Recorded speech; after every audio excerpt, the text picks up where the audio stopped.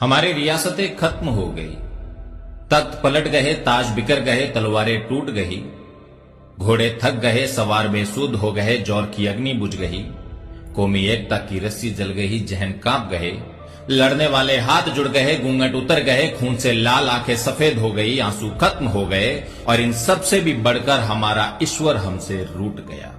बच गई तो झूठी शान की मूंछें, शराब की लत, 36 कौम की बातें करने वाले कौमी, कांग्रेस और बीजेपी के पिट्टू, घर भरने वाले सेठ, ठासे ठासे के लिए लड़ते रिश्तेदार और सबसे बढ़कर कुछ बच गए तो कौम की हालात के लिए आंसू बहाने वाले कौमी रक्षक। ये रक्षक लाठियां खा रहे हैं, किसके लिए?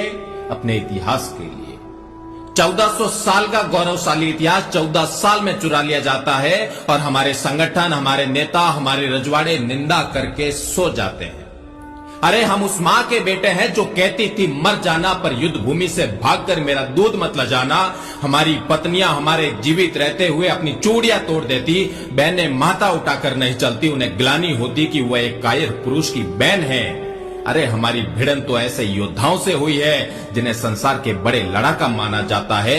मां भवानी की सौगंध, हमने उन सबको पानी पिलाया हुआ है जबकि हम मुट्ठी भर लोग हुआ करते थे।